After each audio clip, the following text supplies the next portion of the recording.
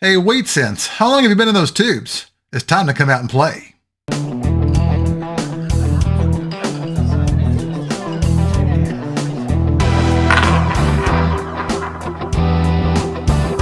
How's it going? This is Brian from Change is Good, and this is episode number 12 of the Jim Beam wheat cent bottles. These are truly unsearched wheat cents from a bar in Joplin, Missouri. I have more information about their history in the video description.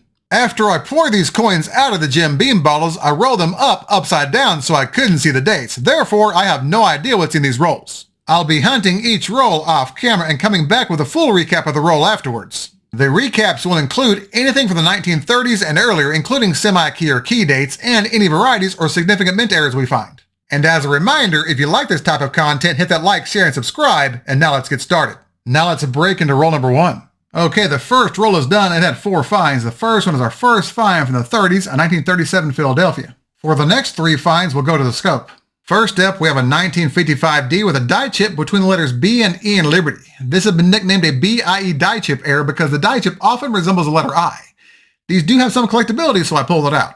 Next up, we have a 1957 D with a repunched mint mark. If you look at the D, you'll see a split at the bottom left corner. This is one of many different repunched mint marks you can find on this date. And here we have a 1958 D with a repunched mint mark that was punched 3 times. As you can see, double splitting at the top left and bottom left corners of the mint mark. Here's a close-up of the mint mark so you can see the splitting a little bit more clearly. Pretty cool, huh?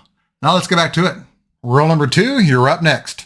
Alright, the second roll is done. It gave us 3 finds. The first one is our first find from the 20s, a 1927 S. This has a low mintage of just over 14.2 million.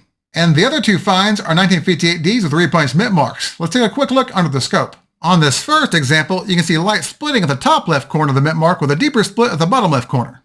On this next example, you can see splitting in the same areas, the top left corner of the mint mark and the bottom left corner. And now on to roll number 3.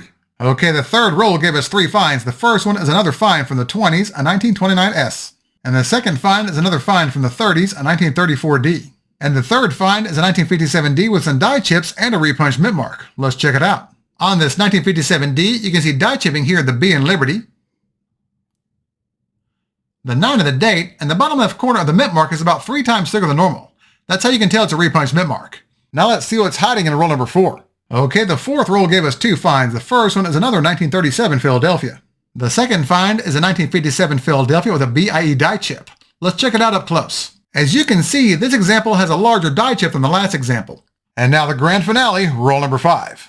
Okay, the last roll only gave us 1 find. It's a 1952 D with a repunched mint mark. Let's go to the scope. Up close, you can see an obvious split here at the top left corner of the mint mark and a light split here at the bottom left corner. Alright, now let's do a recap of the hunt.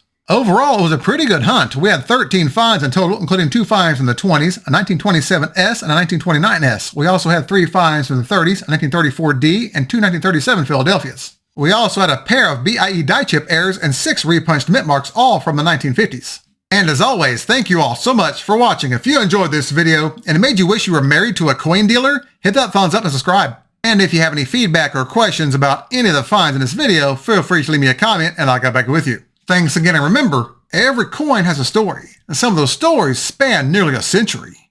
I'll see y'all next time.